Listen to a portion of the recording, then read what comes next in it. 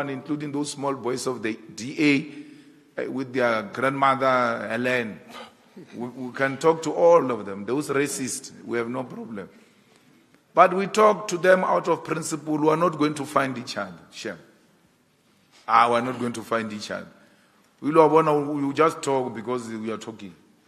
But there's nothing we're going to really find from those people. How do you have an opposition declaring an opposition and then leaving the ruling party to concentrate on the opposition? And all of them, they get formed and then they concentrate on the opposition. Even the new ones, you can see they are bought by Oppenheimer to go and chase the EFF. They wanted to finish this EFF in these elections. The Oppenheimers took millions and millions of money. Barry, hey, we don't want this kind of an arrangement. This EFF is a big problem. They went out to finish the EFF. Look at us now. Oppenheimer. We're here. We're a problem for another 5 years. They have to deal with that. They have to deal with the president. The DA complained about Paul Mashatile. The DA complained about all the corrupt people. All of a sudden, they've got nothing to say about those people.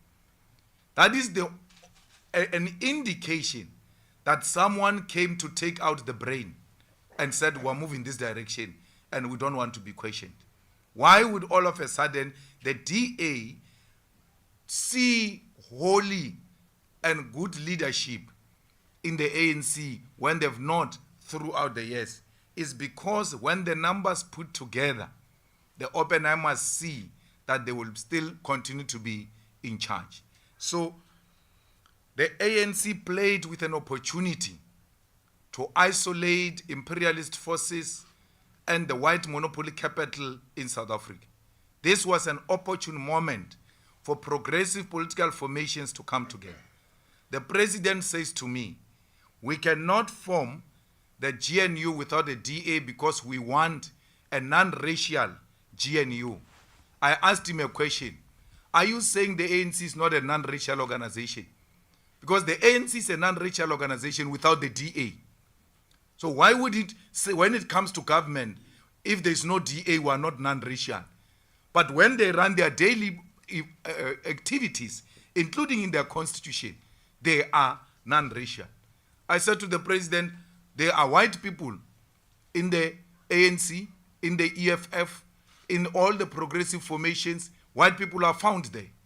If it's about the question of non-racialism, we can still find white people from amongst ourselves. It's not the question of non-racialism. We are not opposed to white people. We are opposed to white supremacy. We are opposed to racism. We are opposed to Afrikanerdom. We are opposed to white monopoly capital.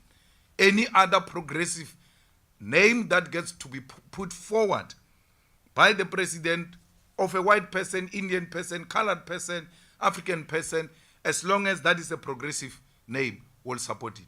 I said to the president, we voted for the DA in 2016, where you, comrades, were arrogantly defying and denying us an opportunity to work together in 2016. We said to you, let's work together. You said, no, we don't want to work with you in the arrogant manner you are doing. What did we do? We pulled out where the DA was defeating you. We folded our hands. And I said to him, to show you it's not a question of race, and don't leave here saying I'm anti-white people.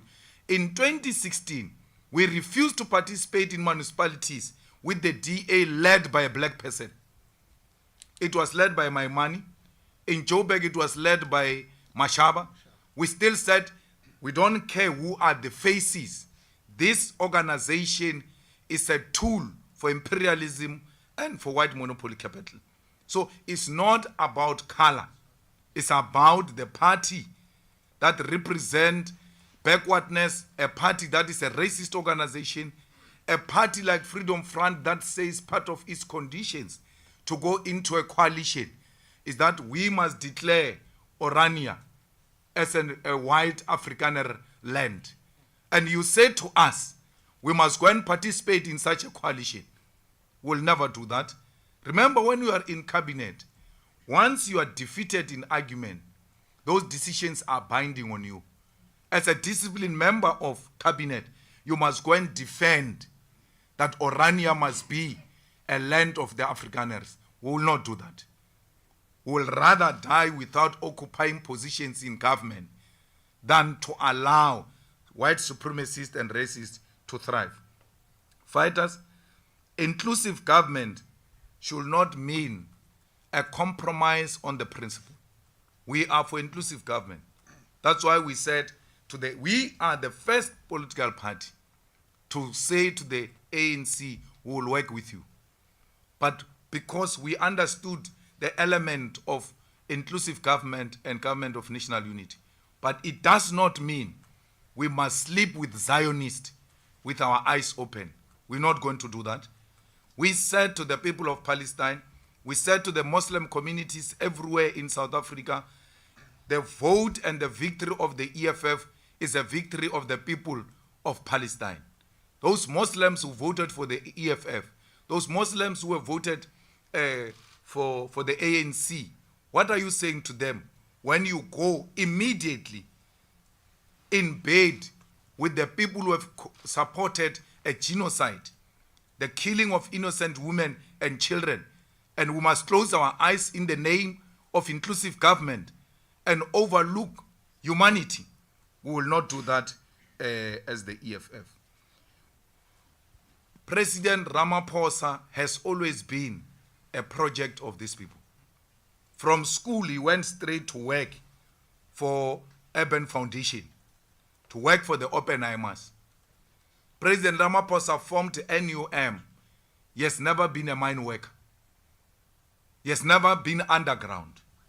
From school straight, he was given money with other colleagues to form an NUM that was funded directly by the Oppenheimers. How does NUM, which had a policy conference over the weekend, sing a song, Sebenza kanzima, we're not being paid money, we're paid peanuts, and then one of the people who joins them in singing that song is Pravin Gordhan. They even get addressed by Pravin Gordhan, who's in cahoots with these mines that are exploiting the mine workers. That's a huge contradiction.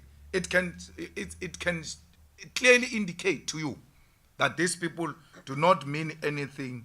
Any killing by anyone who wants to kill us for defending the courts and the police, let it happen. You're not going to retaliate? We'll not retaliate. You think we're going to give them roses? Anyone we shoot back. So are you going there armed? No, we're going there peacefully. Yeah, but how are you going to defend yourself should someone come to any of your members carrying a firearm?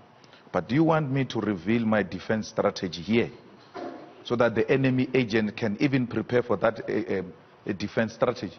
It can't be. All I'm saying to you is that we're peacefully going there. We have not called for anyone to shoot at anyone. We're going to defend our buildings. We're going to defend our police, who have proven beyond any reasonable doubt that they can't defend themselves even when they are protected by the law to shoot back. They couldn't. Only go and look at a video where they are entering the passage, and then there is a shot fired. They don't know it's fired from where. One of them says, if they shoot you, shoot back. He gives that instruction. The police minister had a meeting with you. He told us just a few days Absolutely. ago. What was the content of that meeting? Well, we spoke about Senegal, and that we are going there. He wanted to know what are the issues. I told him that you are scared of white people. There's too much white arrogance here. You have allowed it because your president was bored by white people. And not only now, from when he was young. He was adopted by a London family, which handed him over to the Minel family. Where do you think Cyril gets accent from? Because he has never gone to a white school. He went to black schools in Shawela, later on in Venda, then he went to Teflo. He's got an accent because he grew up in a white family. So they bought him from when he was young. The white arrogance is not only in the farms. All the BEE deals that were signed 10 years ago all white people are reversing them because they tell BEE people we don't need them. Why? They've got a big BEE partner in the presidency that protects them. How dare does your president go and launch a project in Mooikloof, which is not BEE compliant? Why should these people comply with BEE? So I was saying to the minister, your president, who is adopted by a white family, has allowed these people to develop this arrogance. And we're not going to allow him or you, through your actions, to make white people to be arrogant and want to subject black people to humiliation. Because once you humiliate police, you are humiliating a black state, and indirectly you are humiliating black people. And that pain we suffered during apartheid is resurrected, and we go through it again.